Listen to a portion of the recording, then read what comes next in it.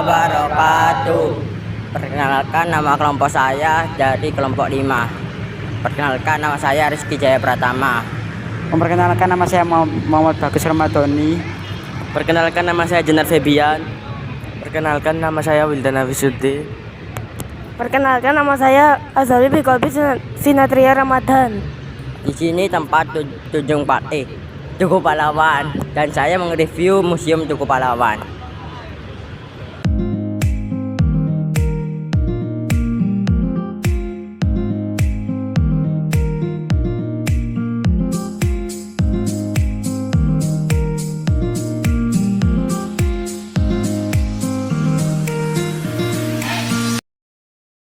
Kita akan mereview peninggalan mobil Bung Tomo.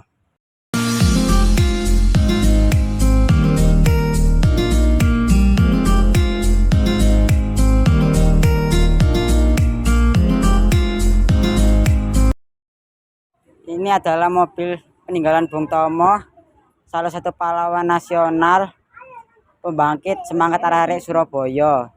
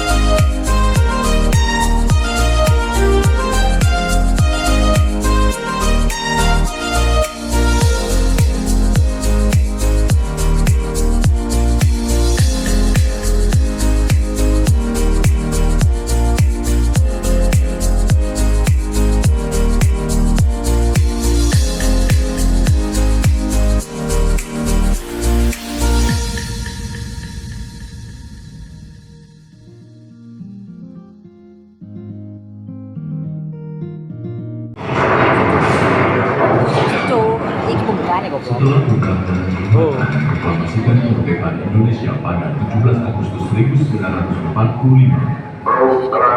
dengan cepat kabar gembira tersebut lalu dikumandangkan ke seluruh negara. Namun berbagai yang mengakui kedaulatan Indonesia, kemudian politik tentara Inggris datang ke Indonesia. Pada tanggal 25 Oktober 1945, sekitar 3.000 tentara Inggris Brigade 49 yang dipimpin Brigjen A.W.S. Maladi mendarat di Surabaya. Pendaratan sekutu pada awalnya sangat baik, namun karena pelanggaran demi pelanggaran yang mereka lakukan, muncul penolakan dari arek Surabaya yang kemudian berkembang menjadi pertempuran Indonesia. Melihat banyak jatuhnya korban, Brigadir Jenderal Maladi lalu mengundang Bung Karno dan Bung Hatta untuk melakukan perundingan gencatan senjata di Gubernuran. Pada tanggal 30 Oktober terjadi insiden yang menewaskan Brigjen Hatta saat rombongannya dan anggota kontak biro melakukan gencatan senjata dan menghentikan tembak-menembak di gedung internasional. Kematian Maladi menyebabkan Inggris marah pada Indonesia dan membuat Inggris memperkuat armadanya di Surabaya pada tanggal 4 November.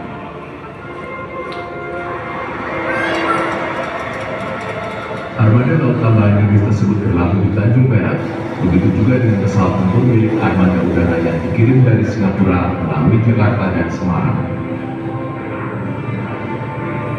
Kemudian, pada tanggal 9 November 1945, Inggris mengeluarkan ultimatum yang menyebutkan bahwa semua pimpinan dan orang Indonesia yang bersenjata harus melapor dan meletakkan senjatanya di tempat yang ditentukan dan menyerahkan diri dengan mengangkat tangan di atas.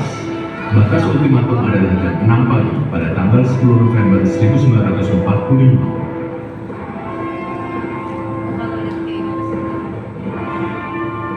Mengantisipasi hal itu, para pejuang lalu menerapkan strategi mengosongkan kota dan berusaha mengungsikan para penduduk ke tempat yang lebih aman. Saudara-saudara penduduk kota Surabaya. Pidato Bung Tomo yang diputar berulang-ulang oleh RRI dan radio-radio revolusi membakar semangat arek-arek Surabaya. Arek-arek Surabaya terkoordinasi dalam markas pertahanan kota Surabaya yang dipimpin Pak Sungkon. Surabaya kemudian terbagi dalam 3 sektor pertempuran. Sektor timur yang meliputi Kenjeran sampai Walu dipimpin oleh Kadif Prawiro Soeharto.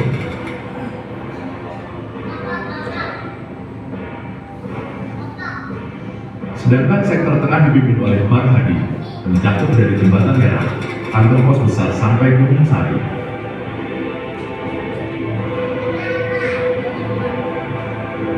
Untuk sektor barat yang dipimpin Rukiat meliputi dari Kemayoran sampai ke Gunung Sari.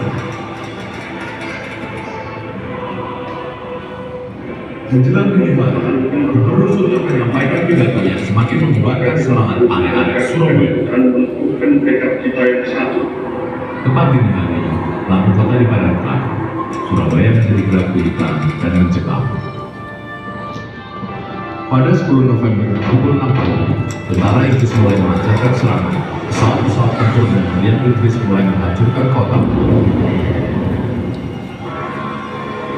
Lalu pada pukul 7, tentara Inggris mulai bergerak dari utara Surabaya, yaitu Tanjung Perak, ke sepanjang Kalimas.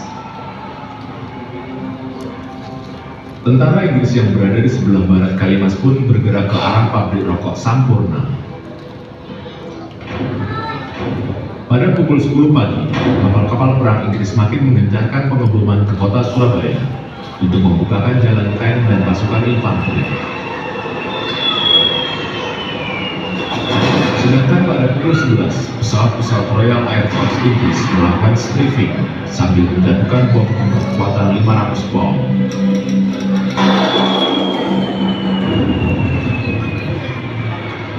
Inggris menyerang markas pertahanan kota di Pregolan dan kantor gubernur. Salah satu serangan berhasil dan mengenai gedung RRI. Tanggal 10 November 1945, Surabaya menjadi seperti neraka. Kota dipenuhi api dan asap, puing-puing berserakan, jasad para pejuang dan rakyat sipil bergelimpangan. Pasukan Inggris terus menghubungi dari 3 penjuru.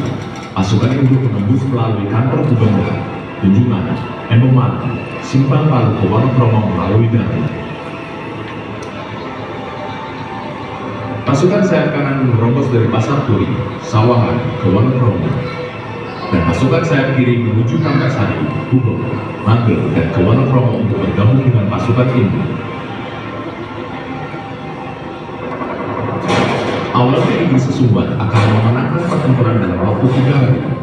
Namun tentara Inggris baru dapat menguasai Wonokromo dan Walu setelah pertempuran sengit selama 21 hari di sekitar kebun binatang dan jembatan Wonokromo.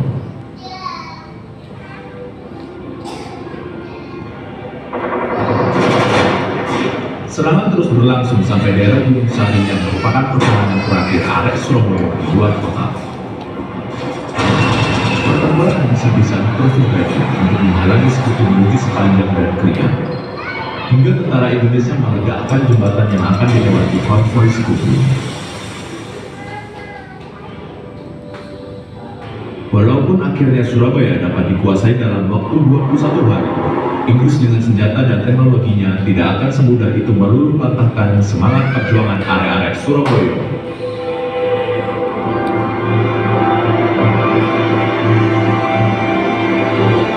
Tindakan Inggris kemudian mendapat kecaman dari dunia internasional yang akhirnya memaksa mereka mengakui kedaulatan Republik Indonesia. We lost the battle, but we won the war. Setidaknya 20.000 rakyat dan pejuang dari pihak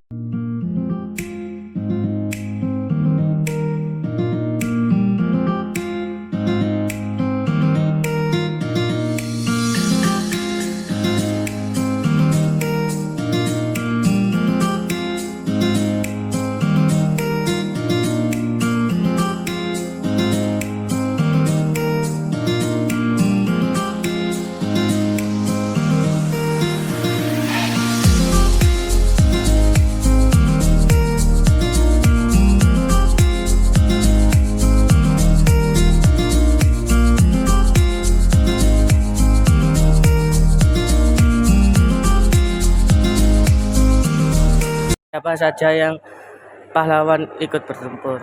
Oke, jadi pada peristiwa 10 November itu banyak sekali para pahlawan yang ikut bertempur.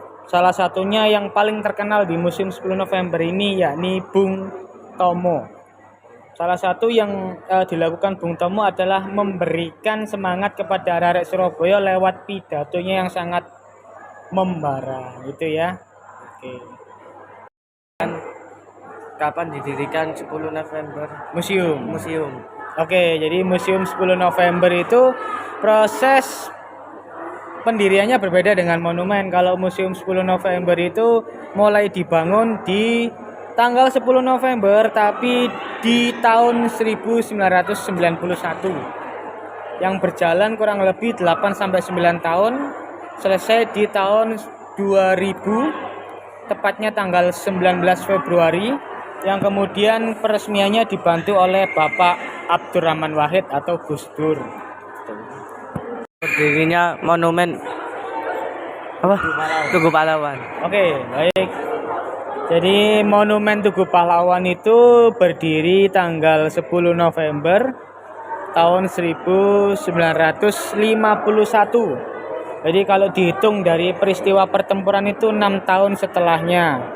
Yang awalnya pertempuran terjadi di tanggal 10 November 45, 6 tahun setelahnya berarti 1951. Proses peletakan batu pertamanya sendiri dibantu sama Insinyur Soekarno. Oke.